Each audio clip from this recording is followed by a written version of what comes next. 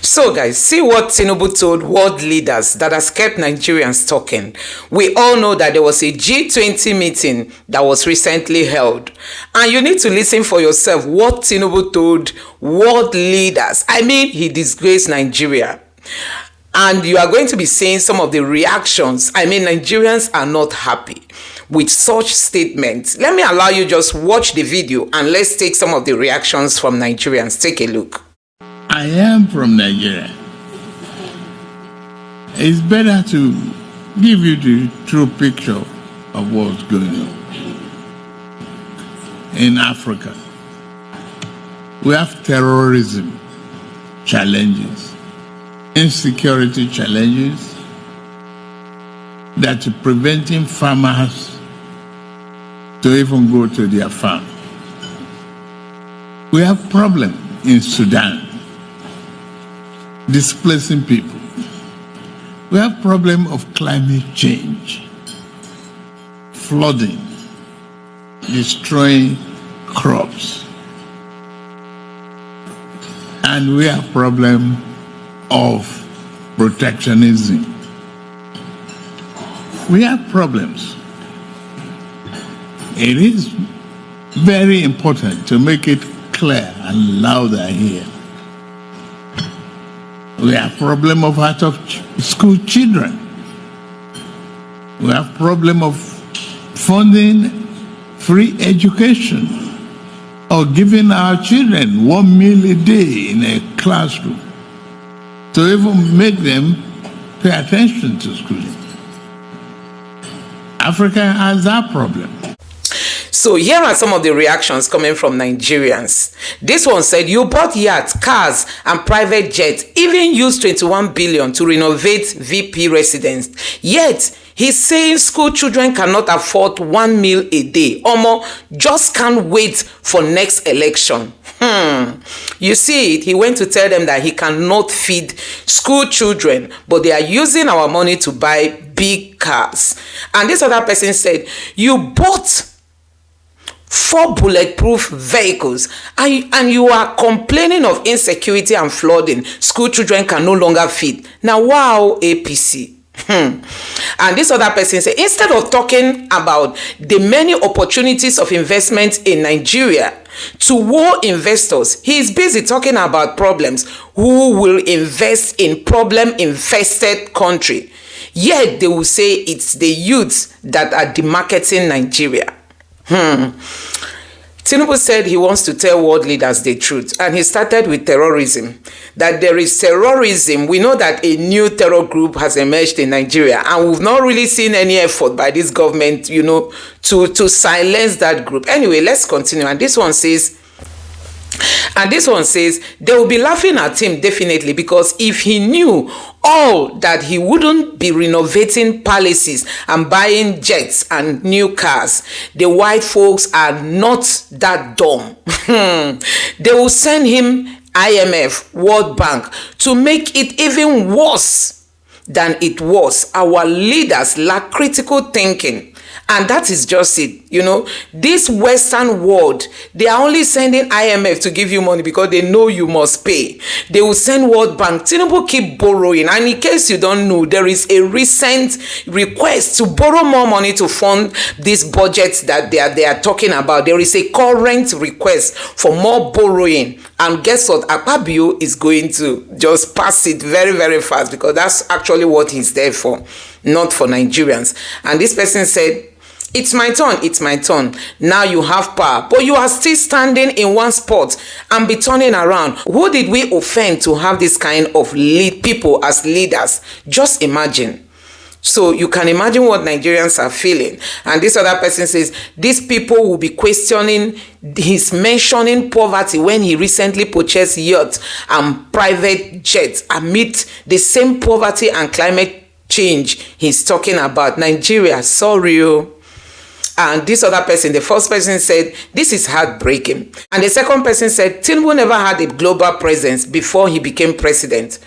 No contact whosoever outside Nigeria before becoming president. So he's not globally informed at all.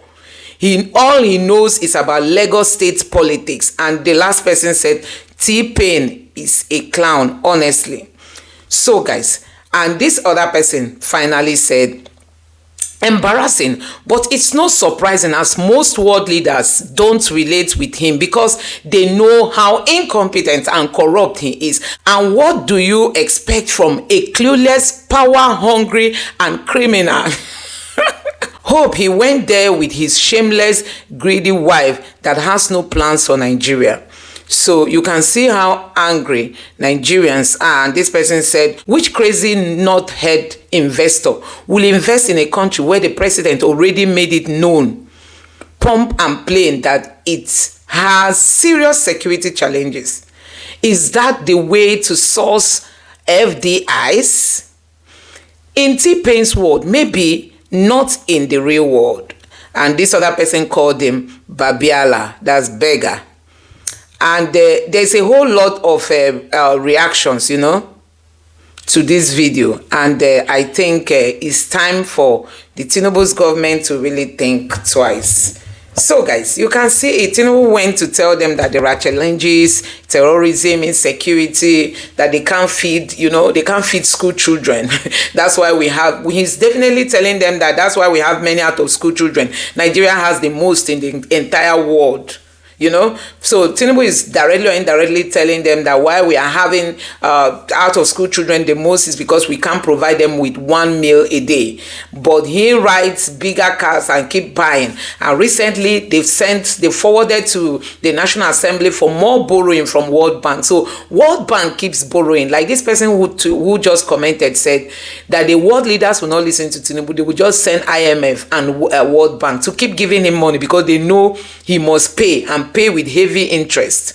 So guys, that's where we are as a country. And this is the same Tinubu that is now bringing forward his son to become Lagos State governor. And Tinubu himself still want to run in 2027. They just want to capture this country, capture the resources of this country, capture everything. Youth leaders, a group representing youth organizations across Nigeria's 6 geopolitical zones. The group highlighted Sheyi Tinubu's potential to build on the foundation laid by his father, President Bola Ahmed Tinubu, during his tenure as Lagos State Governor. They praised Tinubu's transformational leadership, which elevated Lagos to the center of excellence, and expressed confidence that Sheyi would surpass his father's achievements if elected. Dr. Abati, it's okay, this statement was issued in Tuesday. I will try to be brief because we don't have time.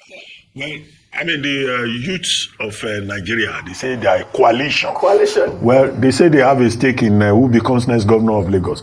Let those youths be reminded that these are the same youths who have been told that if they came from anywhere outside Lagos State, if they don't do what the people of Lagos want, they can jump into the lagoon.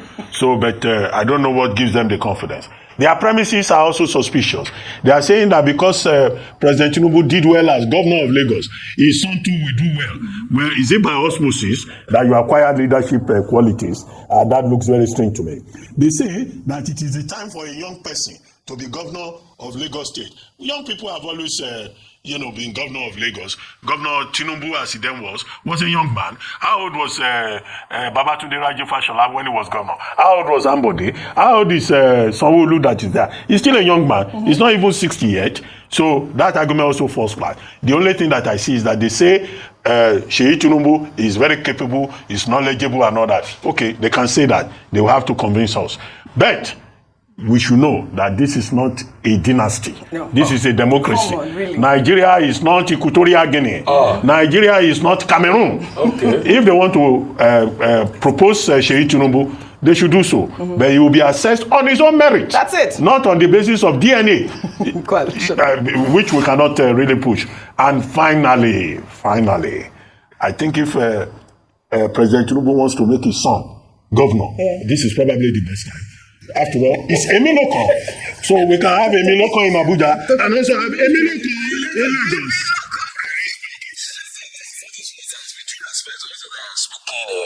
It's not a dynasty. It's not a this. They will assess him. It's English you are speaking. You have said it. Your last phrase is Emiloko. Sheyi Tinubu, Your Excellency, sir. Welcome to the governorship of Lagos. Orodili Babeni. You two, you will be it. All this what we are talking. It doesn't matter. Election period, they will come now. Before you know, you are governor. So, Governor Seyi Tinubu, Governor Seyi Tinubu of Lagos. That's just, you see, we can deceive ourselves so much. You see, I can talk very comically and all after, but I cry for Nigeria because that's what Nigeria has become. Is it only Tinubu that is doing it? What are other politicians that have put their children there?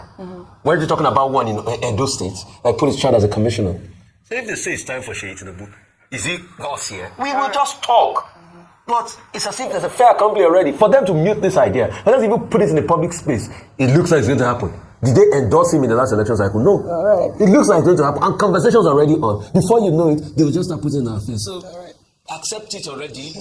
There's nothing you can do about it. A dynasty has been formed. It has gone full circle. A miracle dynasty. These people, they are not tired. They are not tired. And that is why Nigerians must stand up to say no to this kind of leaders we have today. So guys, let me know what you think about this video in the comment section below. Please don't forget to subscribe to the channel and turn on the notification bell. Thank you.